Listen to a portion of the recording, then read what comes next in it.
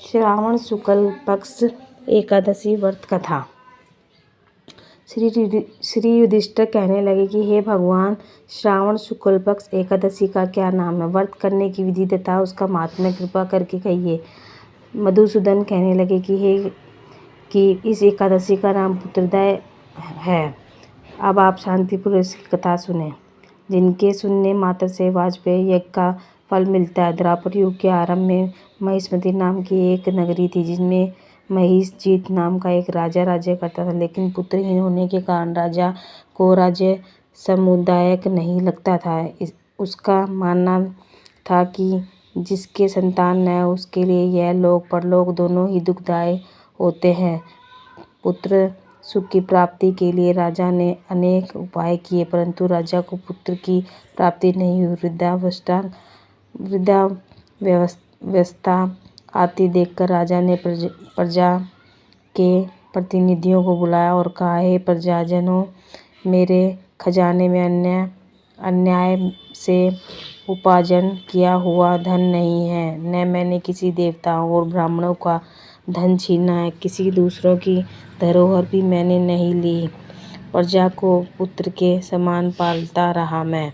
अपराधियों को पुत्र तथा बांधवों की तरह दंड देता रहा। कभी किसी को घृणा नहीं की, सबको समान माना है। सज्जनों की सदा पूजा करता हूँ। इस प्रकार धर्मयुक्त राजा करते हुए भी मेरे पुत्र नहीं हैं, सो मैं अत्यंत दुख पा रहा हूँ। इसका क्या कारण है? द्वापर युग के आरंभ में महिष्मती नाम की एक नगरी थी, जिसके महिषजीत नाम का राज्य करता था। लेकिन पुत्रहीन होने के कारण राजा के राज्य सुखदायक नहीं लगता था। उसका मानना था कि जिसके संतान न हो, उसके लिए यह लोक और परलोक दोनों ही दुखदायी होते हैं। राजा महिषजीत की इस बात को विचारने के लिए मंत्री तथा प्रजा को प्रतिनिधि वन को गए। वहाँ बड़े बड़े ऋषि मुनियों के दर्शन किए। राजा की उत्तम कामना की पूर्ति के लिए किसी श्रेष्ठ तेजस्वी मुनि को देखते फिरते रहे। एक आश्रम में उन्होंने एक अत्यंत वयोवृद्ध, धर्म के ज्ञाता, बड़े तेजस्वी परमात्मा के मन लगाए हुए, निराहार, जितेंद्रिय, जितात्मा, जितक्रोध, सनातन धर्म के गूढ़ तत्वों को जानने वाले, समस्त शास्त्रों के ज्ञाता महात्मा लोमस मुनि को देखा, जिनका कल्प के व्यतीत होने पर एक रोम गिरता था। सबने जाकर ऋषि को प्रणाम किया। उस लोग को देखकर मुनि ने पूछा कि आप लोग किस कारण से आए हैं? निसंदेह आप लोगों का हित करूँगा। मेरा जन्म केवल दूसरों के उपकार के लिए हुआ है, इसमें संदेह मत करो। लोमस ऋषि के ऐसे वचन सुनकर सब लोग, हे महेश, आप हमारी बात जानने में ब्रह्मा से भी अधिक समर्थ हैं। अंत आप हमारे इस संदेह को दूर कीजिए। महिष्मतीपुरी का धर्मात्मा और राजा महिषजीत प्रजा का पुत्र के समान पालन करता है, फिर भी वह पुत्रहीन होने के कारण दुखी है। उन लोगों ने आगे कहा कि हम लोग उसकी प्रजा हैं, अंत उसके दुख में हम दुखी हैं। आपके दर्शन से हमें पूर्ण विश्वास है, हमारा यह संकट अवश्य दूर हो जाएगा, क्योंकि महान पुरुषों के दर्शन मात्र से अनेक कष्ट दूर हो जाते हैं। अब हम आप कृपा करके राजा के पुत्र होने का उपाय बतलाएं।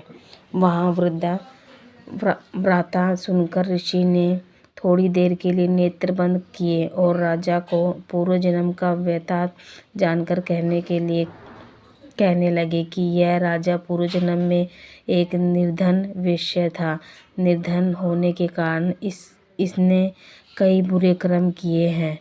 यह एक गांव से दूसरे गांव में व्यापार करने जाता था।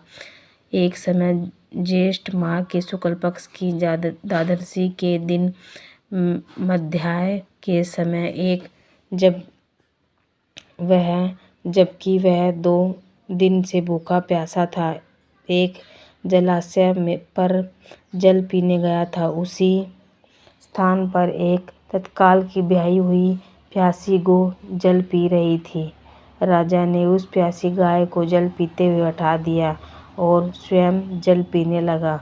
इसलिए राजा को यह दुख सहना पड़ा। एकादशी के दिन भूखा रहने से वह राजा हुआ।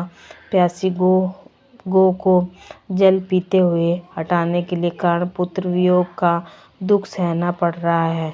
ऐसा सुनकर सब लोग कहने लगे कि हे ऋषि, शास्त्रों में पापों का प्रायश्चित भी लिखा है। अंत जिस प्रकार राजा का यह पाप नष्ट हो जाए, आप ऐसा उपाय बताएं। लोमस मुनि कहने लगी, श्रावण पक्ष शुक्ल पक्ष की एकादशी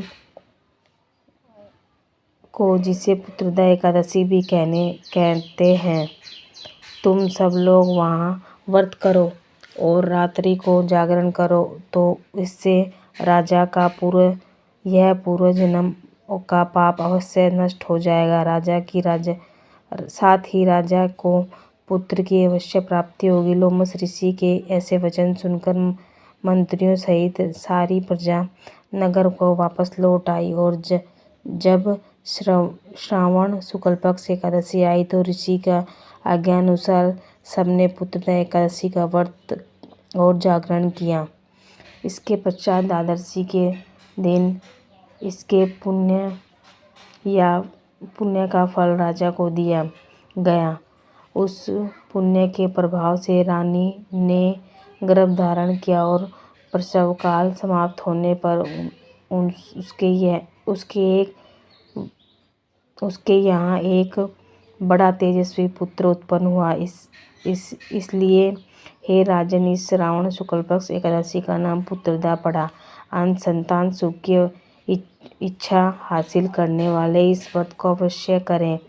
इसके महात्म्य को सुनने से मनुष्य सब पापों से मुक्त हो जाता है और इस लोक के संतान सुख को भोगकर परलोक में स्वर्ग को प्राप्त होता है। राधे राधे।